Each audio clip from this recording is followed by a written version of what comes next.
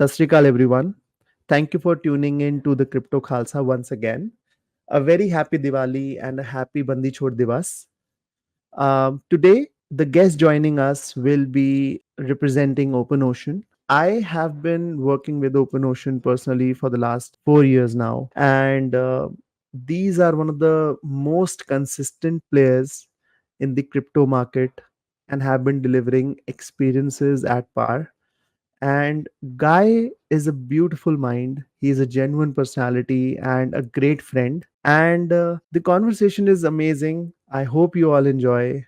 And I'll see you after the podcast. Guy, thank you for coming in to the Crypto Khalsa. It is a pleasure to have you. Thank you Uh, so much, man. It's a pleasure to be here. Absolutely, man. Why don't you introduce yourself to the public? Sure. My name is Guy P, and I lead the business development team at OpenOcean Finance. We are a multi-chain aggregator, and I do a bunch of other things like advising projects, a little bit of angel investing. So yeah, a whole big kind of many different horizontals and verticals. Awesome, man. Awesome. Let's get started with the productive podcast right away. So Guy, what does an ideal productive day look like to you? Well, I think for anyone in this space, it's a 24-hour space, right? So we have to be really mindful of, what times we're online, especially for those of us who are working at home. So the best day for me, I think, starts with walking the dog. I get woken up by the dog first thing in the morning. So we're Mhm. out walking down the street, playing around.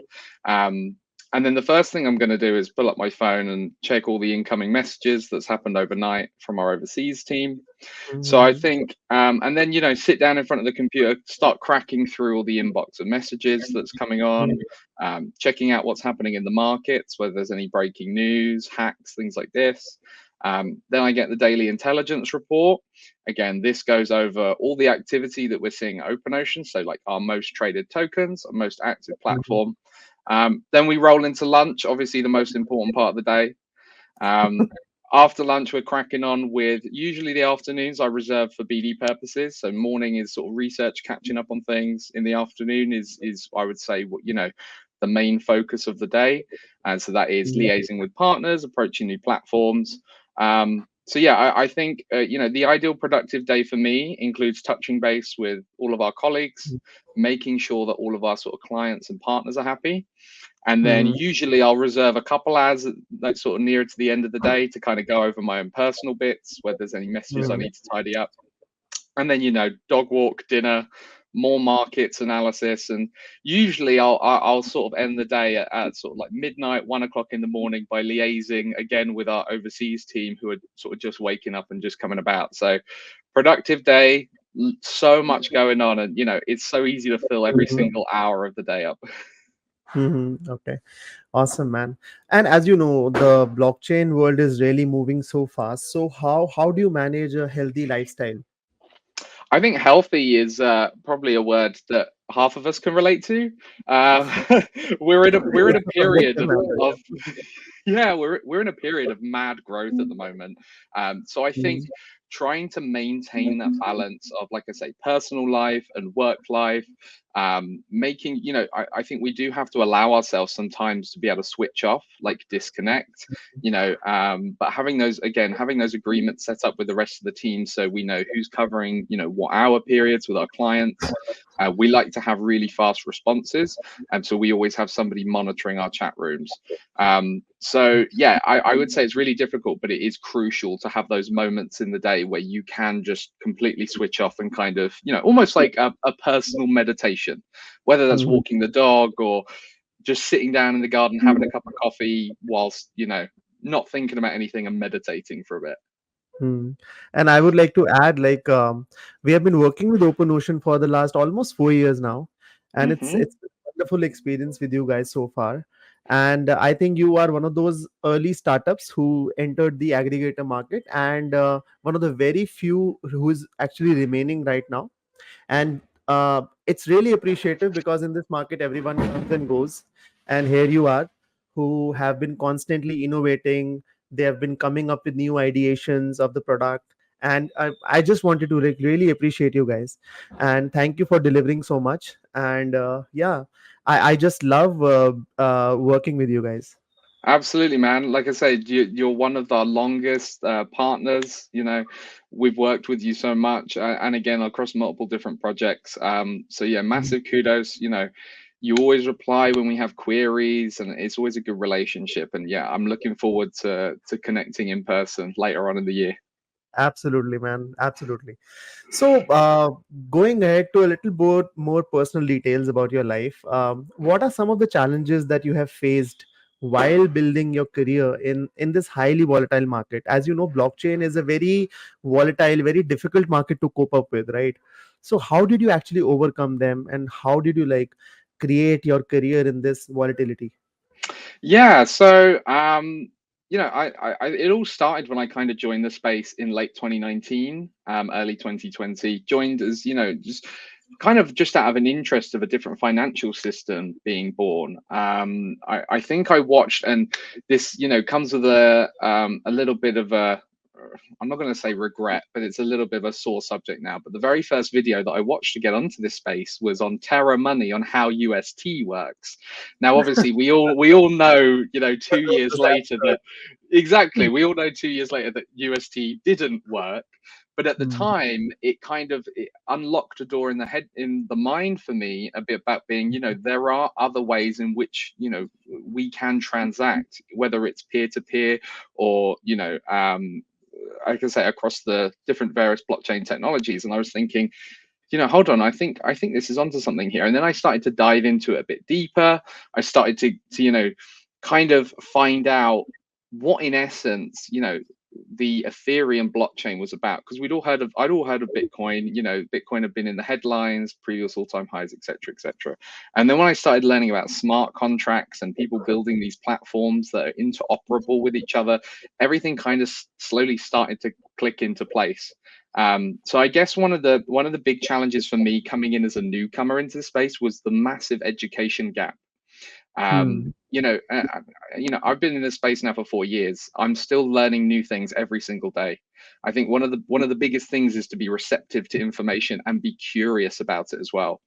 Hmm. So from an education standpoint, I would say probably that's one of the biggest difficulties. I like to say every day is a school day. You should always finish the end of the day going, I've learned something new, and kind of storing that in your memory banks, because that kind of helps you have a productive and good day.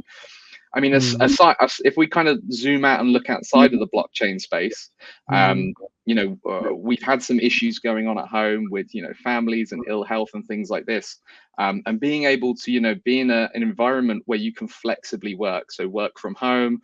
I can work in a coffee shop. All I need is a laptop and my phone.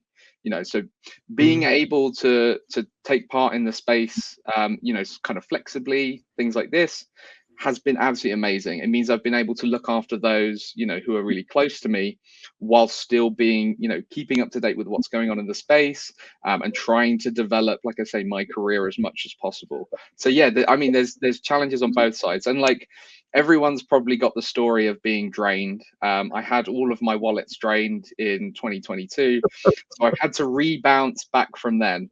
But I would say that getting drained, getting hacked, it's almost like a rite of passage for those of us in the space. It's like back in the caveman days. Not to go near the big scary cave because there might be a bear in there. It's the same kind of training that we're doing on ourselves. Not to click on these dodgy links. That some Discord invites can be malicious. So it's just a learning process. So yeah, challenges on both sides, but it's been such a wild journey. So nowadays you can find these telegram groups who have thousands of followers and thousands of active people, and you cannot really understand that they're scamming, right? And unless Hmm. and until you actually tried some marketing with them, and they are using bots to give you the messages, and that's how the world works in this space, man. That's They it. they copy the usernames in such a way that you cannot like really make out whether that is a real account or not, right? So Exactly. you, And I've had it, even I've had headhunters approach me saying, "Hey, we want you to come and work for our project." And because, you think, "Oh, am I doing a good job where I currently am?" Kind of, questioning yourself, and a third party comes along and says, "Hey, we want you to work for us." So instantly your defenses are down. You're going, "Yeah, I'll jump into your Discord," and then before you know it, you're involved in some sort of token scam or draining, thing.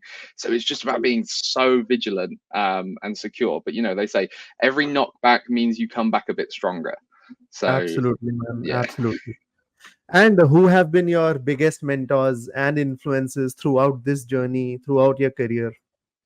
Do you know what? I would say at the start, I'm not going to highlight like single Mm, individual large name people. What I will highlight is I have a small group of I would say close, degen friends that I made from the Terra days. And we're still talking to this day. There's a network of about 7 or 8 of us.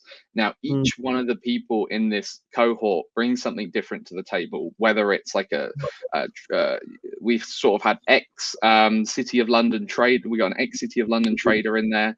We have ex Wall mm, Street trader in there. I have degens who have launched meme tokens.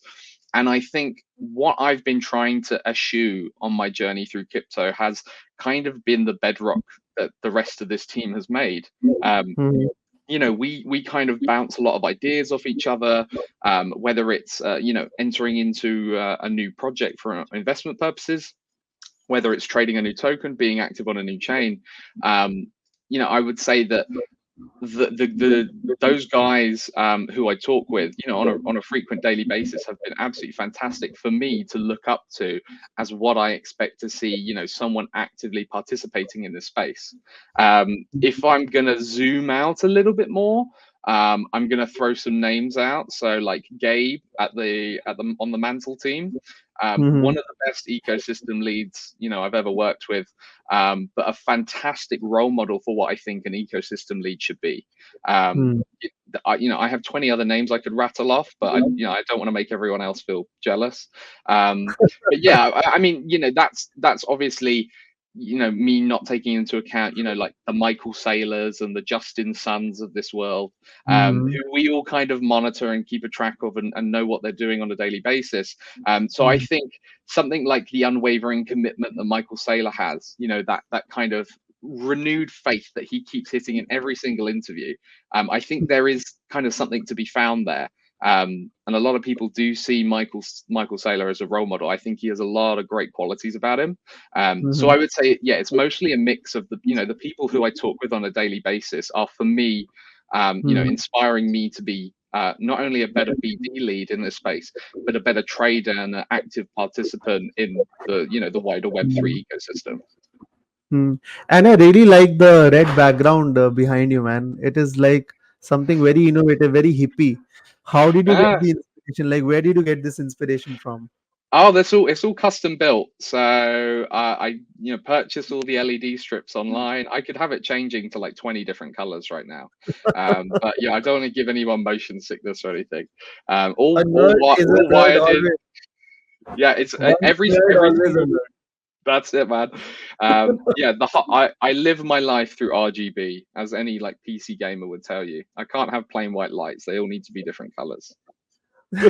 That's awesome, man.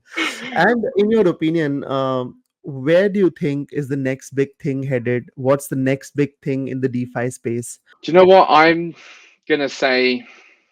I'm gonna say everyone's gonna throw out so many different words. I'm gonna say true interoperability. I love to see more services, such as trustless execution layers as well. Um, I think that the V4 deck space is heating up right now. It's very exciting. We're working with a couple of new V4 dexes to create Mm, custom snaps for them. I see. The thing is, I'm not a big picture guy. I'm a small picture guy. I focus on what's going to happen in the next sort of 2 to 6 months rather than 2 to 5 years out. So I'm seeing where can OpenOcean position itself to be, in a most strategically advantageous position as possible. So whether that's like focusing on new chain launches, whether that's focusing on a specific type of tech that's coming out like Deepin, RWAs, massive narrative at the minute. One thing for me that I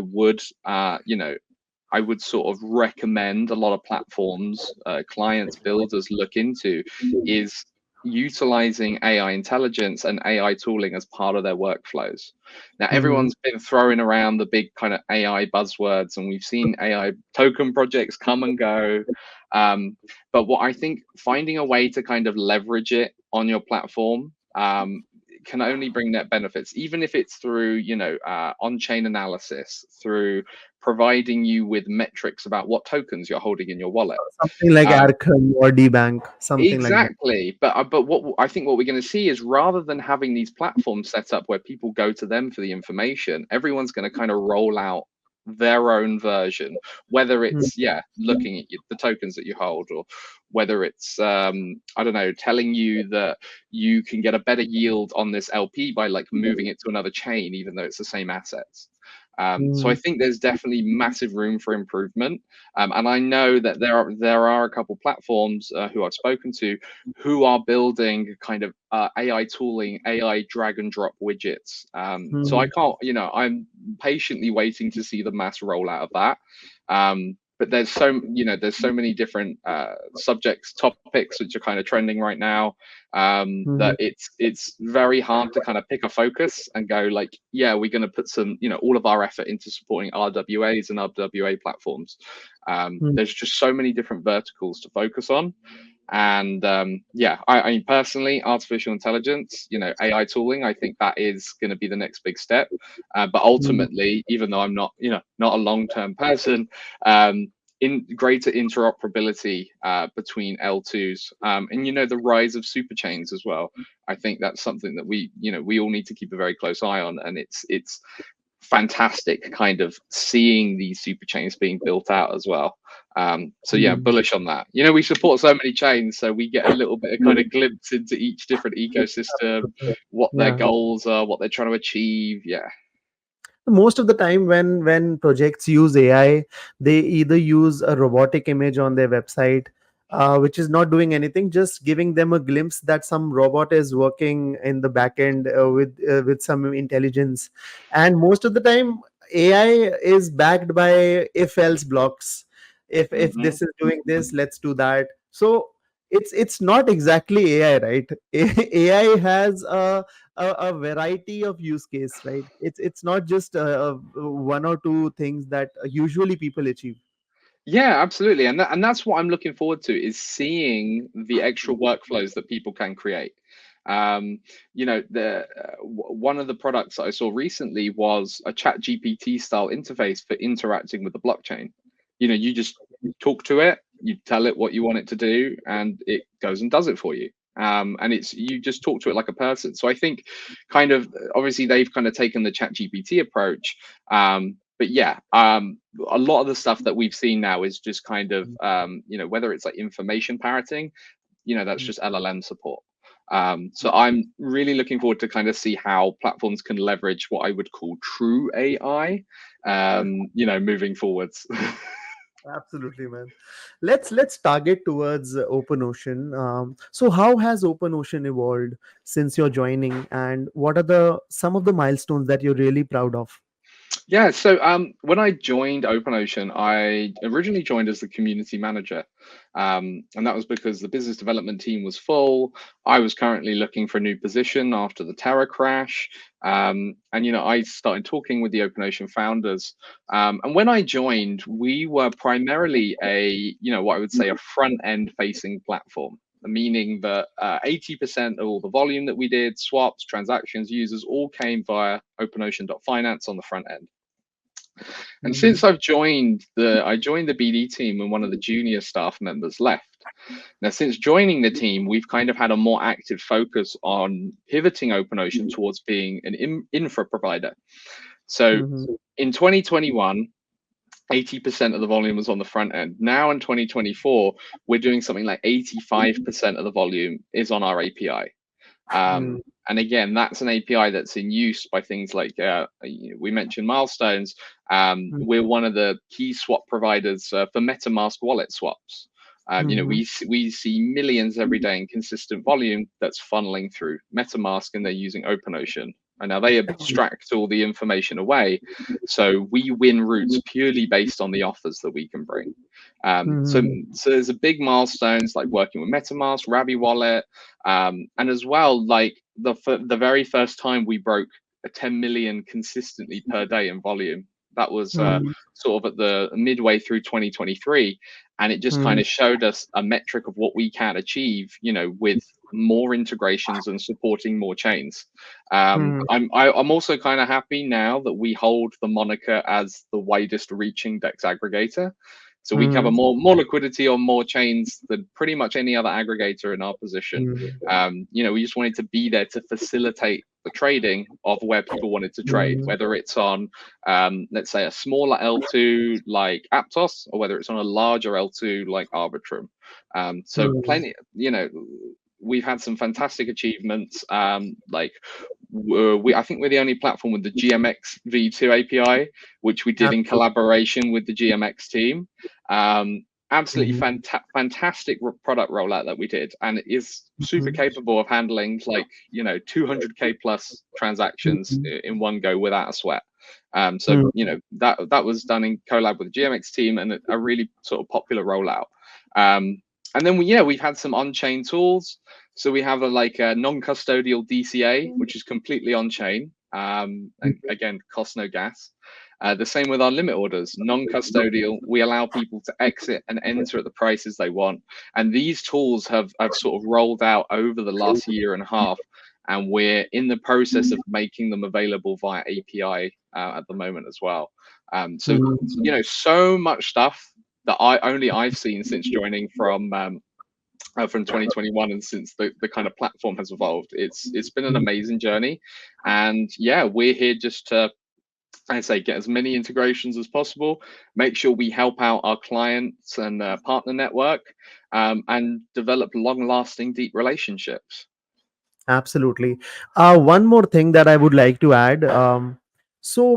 OpenOcean, in the technology perspective, is one of the first players who actually started to integrate multiple blockchains who were not EVM as well, EVM based as well. That is And correct. they they were one of the first people who introduced the cross blockchain swaps, the centralized and the decentralized swaps. Back then, aggregator space was meant only for people who would be working on the EVM chains, the Hmm. Ethereums, the Avalanches, the Arbitrums, the ZK Syncs. Everything is more or less EVM based, right? But I think OpenOcean has been very consistent in not only integrating the EVM chains that you guys have been doing consistently, but what I really admire is that you have integrated stuff like Solana. Back then, I remember there was Tron as well, right? Yeah, Tron as well, and Starknet as well.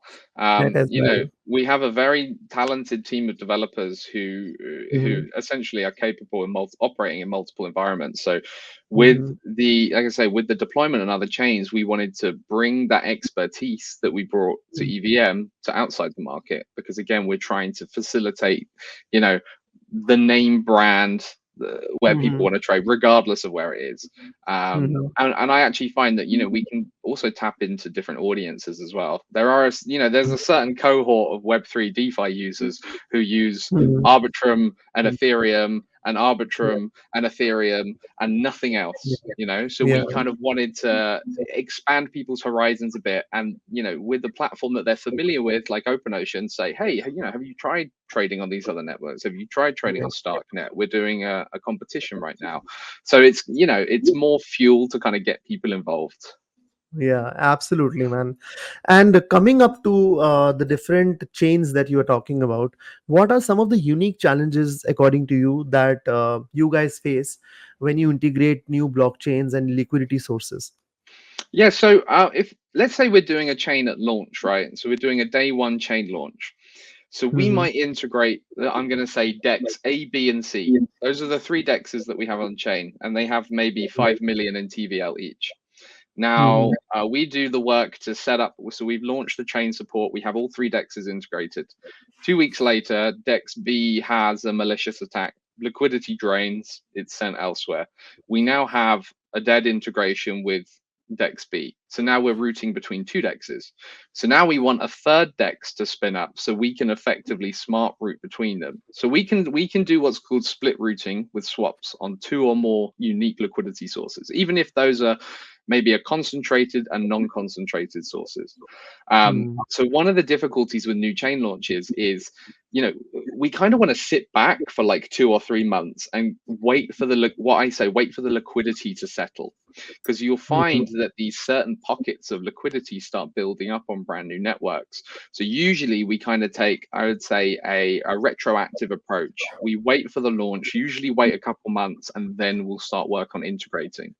Now, in Mhm. the situations where we have a very good relationship with the chain before a launch, so Mhm. in this case, there's a few we're working with right now to support from day one. So, like the Sonic blockchain, so the new pivot for Phantom, that will be Mhm. launched on OpenOcean on day one. Monad in 2025 when mainnet launches. Again, we're going to be live on day one. But then let me use a more recent example. We're currently at the minute, by the time the podcast is out, we might already have launched it. We're currently integrating Ape Chain, which is Horizon by Yuga Labs. So Mhm. we're currently working on that at the minute. So there, I can say, from an aggregator standpoint, there are difficulties, mostly because we have to go and do due diligence on every Mhm. single integration we do. So that means every single LP, we have to make sure that we check the audits. We then have to make sure that it matches our safety record that we have on OpenOcean, i.e., for not routing trades to dead pools, etc., etc. So we have to make sure it's all kind of tidy, buttoned up from our side. And then Mhm. obviously we partake in the marketing rollout. We'll do a press release, we'll release written material content, we'll spin up AMAs. So, and all of that takes time. Time which is very precious to a lot of us in this space, because we start the day at 9 o'clock and then you blink and it's 5 o'clock in the afternoon suddenly. Yeah. Yeah, there's quite a few difficulties, but I think one thing that works really well is having a super good relationship with the ecosystem Mhm. team. Um, Mhm. there are some chains who, talking to them is like getting blood from a stone, and there are others who are literally just ready to throw resources at you. Mhm. So the more productive ones where we have those resources available is where we really see kind of partnerships and growth taking off. So new chains are always a really delicate balance. You don't want to support something that's going to die out in 3 months, but alternatively you want to get in there early enough to kind of capture the momentum and the market share before they announce an airdrop in 2 months, or before they Mhm. start doing a whole bunch of on-chain campaigns. Awesome. So apart from Ape Chain, the other chain that you talked about, Yeah, Monad and Sonic. Yeah. Monad, yeah, yeah. Apart from these three chains, what are the other chains that you guys are currently working on, and when do we expect them to come live? Yeah, so we have a couple chains which we currently refer to as they're in holding, which means that we're kind of we have all the contacts built out on chain. We have the ecosystem team, we have contacts with them, and we're just kind of waiting to see what happens. Mhm. So there's a couple under purview at the minute. One of them is Tyco. Again, OpenOcean has a lot of friends at the Tyco ecosystem. I know the Mhm. lead very, very well. Um, and another chain is will be Morph, the Morph L2. So Mhm. those are the kind of two that we're considering at the minute.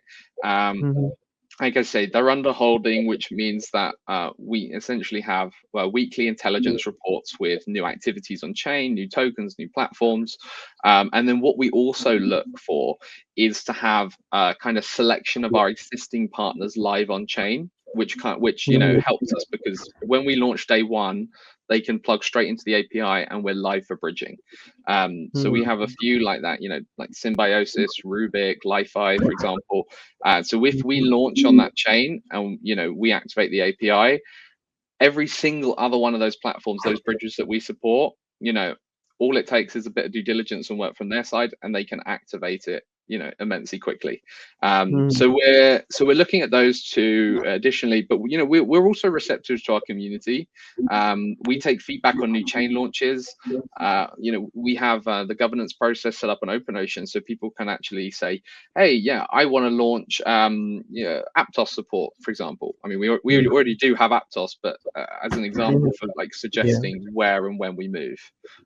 So it's Mhm. very fluid, it's very dynamic. There's a lot of factors to consider, but we, you know, we want to make sure that we can bring something to the table in every environment we deploy on. So we want to make sure that we're always a net positive or a net benefit to the ecosystem. Mhm. Awesome. And let's talk a bit about the user experience. What are the steps that OpenOcean takes to ensure users receive the best trading experience and optimal routes are chosen with the lowest slippage possible? So, yeah. Yeah, so I think this has always been it's always ongoing for us. You know, every single day, what we do is we generate market reports with our competitiveness on chain in comparison with those competitors of ours who are operating at the same level, which Mhm. means that every single day we find out, you know, do we have a liquidity gap on base? Do we have a liquidity gap on Ethereum? And so what Mhm. we need to do is make sure is to obviously maintain the 99.5% liquidity coverage that we promise. We make sure those sources are integrated under the hood. Now, obviously with more LPs and with more dexes added, it lets us split root more effectively. That means Mhm. any user coming with a trade, whether it's $100, $1,000, or $100,000, Mhm. they plug in the trade to OpenOcean's front end, and you can dynamically see the algorithm working in real time. You know, you plug in the trade and just sit there and watch it for a minute. That quote will refresh multiple times with Mhm. either the, you know, the latest price quote, and also show you the dynamic routing. Yeah. So yeah, we sort of done some more additions to the routing. So we use a kind of modified, a very highly modified version of the deep shot routing algorithm, which is consistently looking for the lowest possible slippage for each and every trade. Mhm. And for every trade that we do, or for every quote that we perform, we are generating 2,000 additional routes for that Mhm. specific swap. And then our internal algorithm is automatically choosing the best possible route for the user. So whether it might be a 6-hop route or whether it might be a 3-hop route with some custom middle tokens that we've added to improve the efficiency, that is Mhm. something that the user has full control over. They can select which dexes they trade on through OpenOcean. They have full control, you know, over their slippage, the tokens, the speed of the transaction is all sort of customizable from the user's perspective.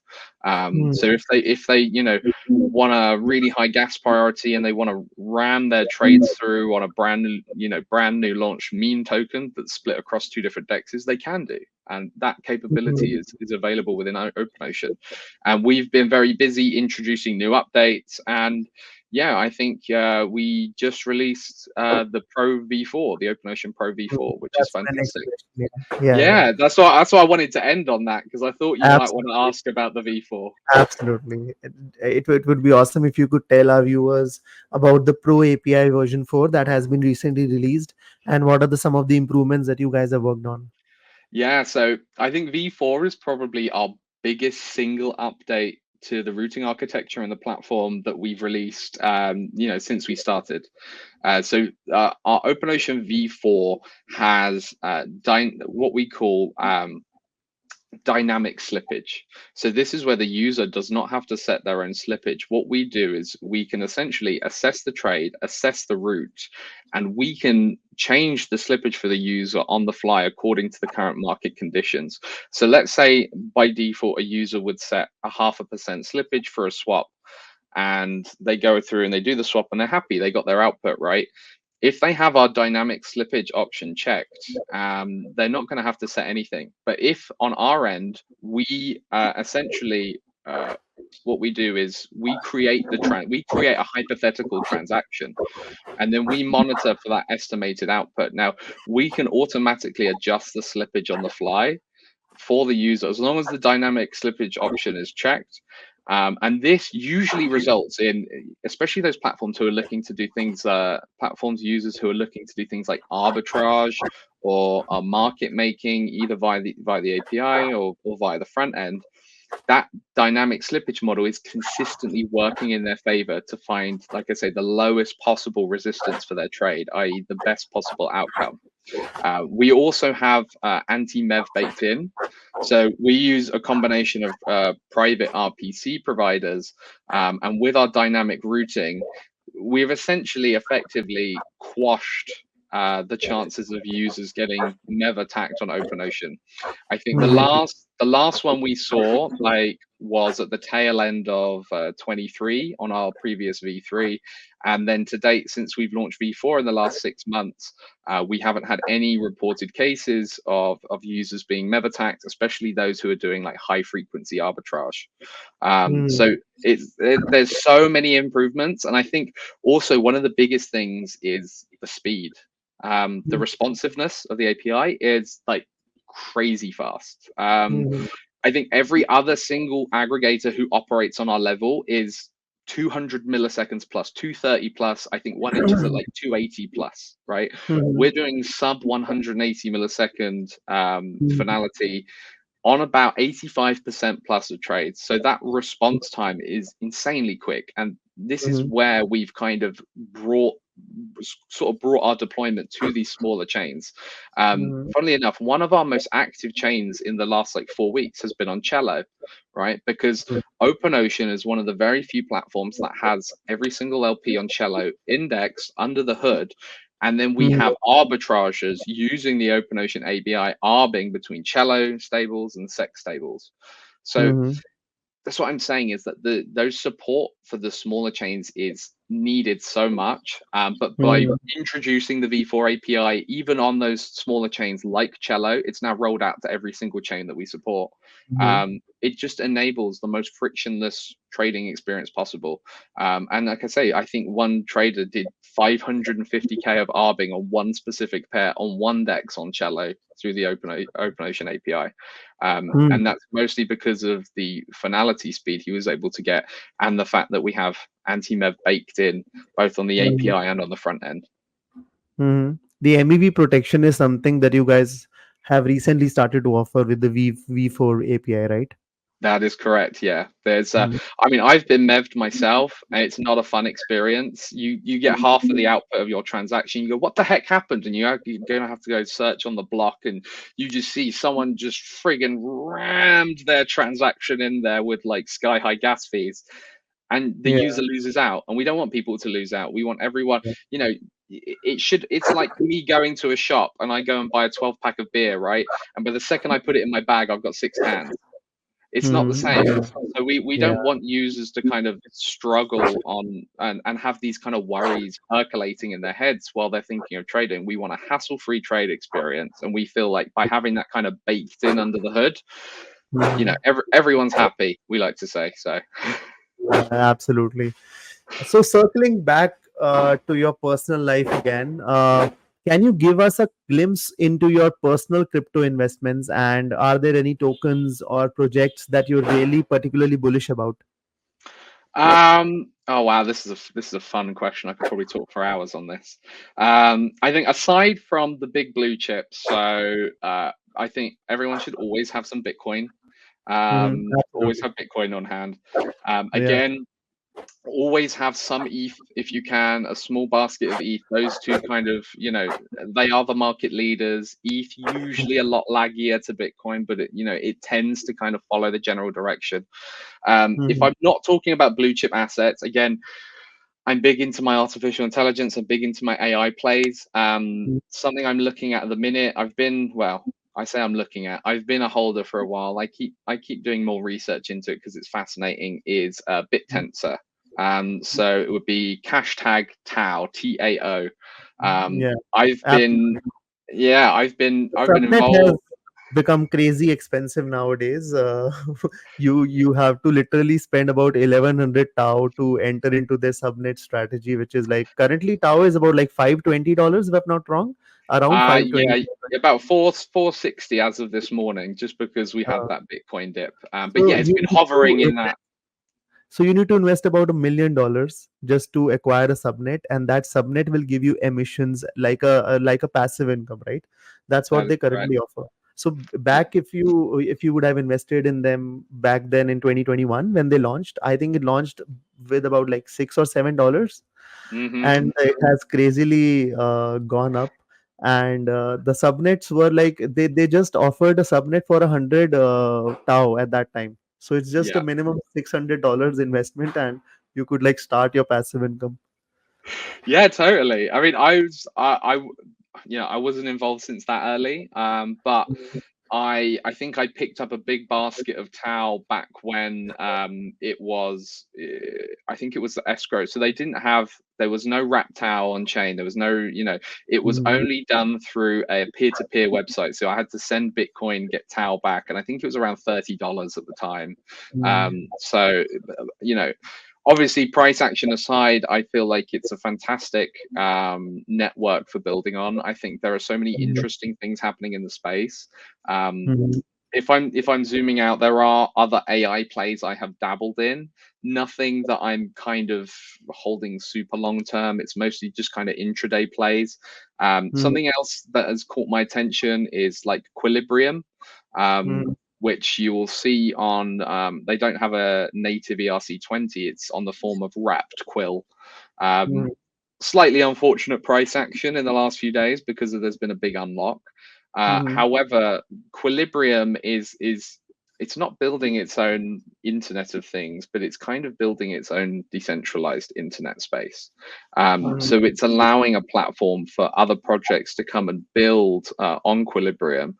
To be fair, I could probably do with reading the white paper again. It's been a while Mhm. since it launched, but I've been a token holder since the second the ERC20 wrap token became available.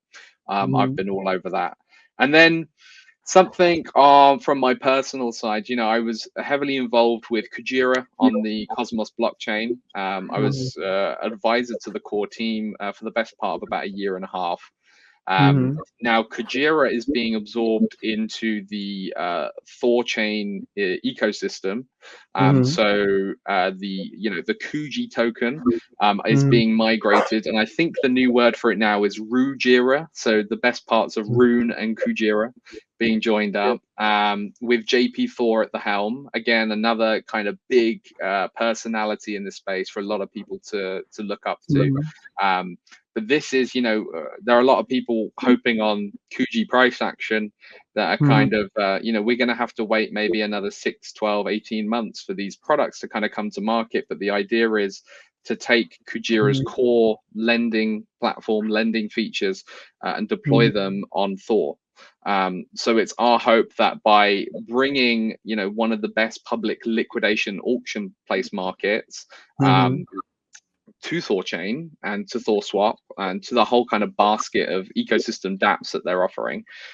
Not only do they not have to build their own infrastructure, it's already kind of ported, ready to go, but that it's leveraging the existing sort of Thor community and the ecosystem to really kind of make it a big powerhouse. So Mhm.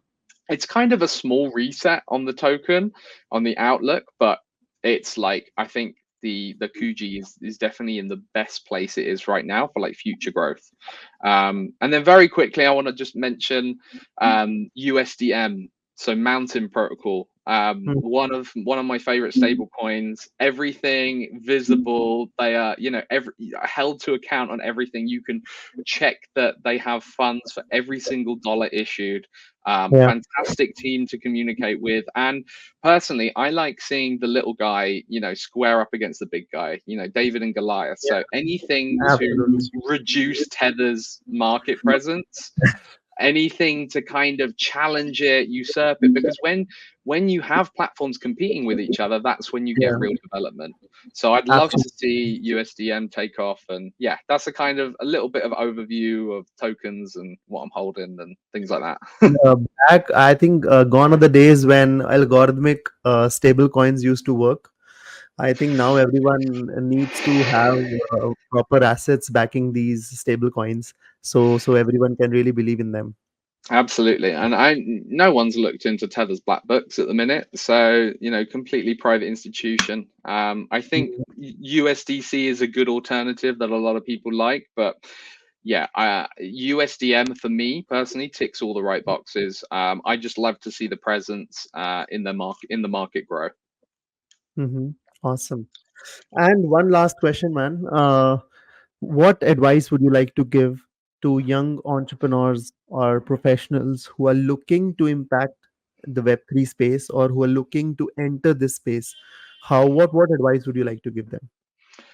My first bit of advice is probably going to be channeled from myself, in that's ask questions. If there's something you don't understand, whether it's a workflow or a new development or a new token standard, just ask questions. I would, there's the saying, there's no stupid questions, there's only stupid answers. And It's don't be true. greedy.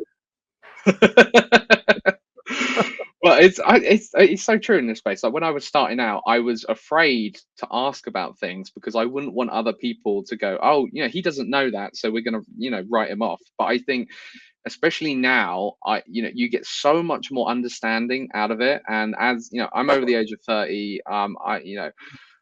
I got a little bit of a thick skin, so I'm kind of used to it now. I know that 21-year-old me, a fresh student walking into a big scary crypto conference, I'd kind of be a little bit intimidated, but I think having conversations with as many people in the space as you can kind of helps you broaden your horizons. And then you can kind of figure out, if you're dead set on getting into the space, working in the space, you can kind of figure out your niche, whether you come from an existing background in marketing, business development, in if you're a coder, developer, you know, Mm, there's always going to be somewhere where you can fit in. So my advice is, first of all, utilize conferences as much as possible. Things like DevCon have student tickets, for young people. If you're still actively in education, a lot of conferences do very deeply discounted tickets, and that is your foot in the door.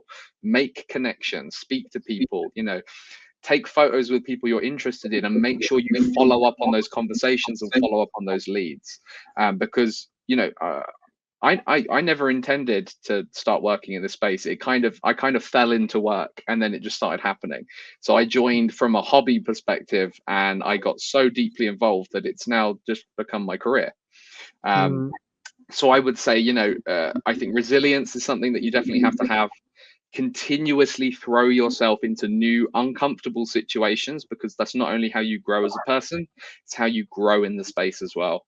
um, mm, and just have conversations with people, even if it's not about work, even if it's just something outside of work. If you can connect to another person about a topic, that might come down, 2 weeks later, that person might say, hey, we got an opening and I had a really good experience with you, do you want to come and work for us? Like, even if it's in a community setting, something like that.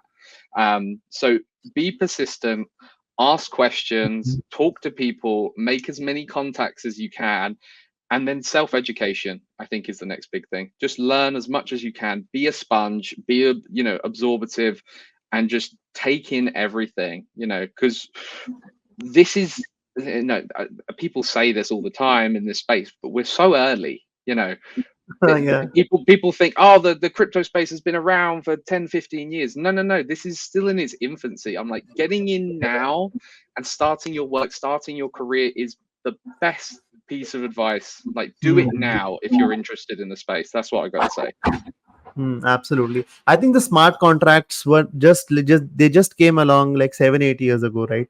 So Hmm. technically, this industry is not even like a decade old.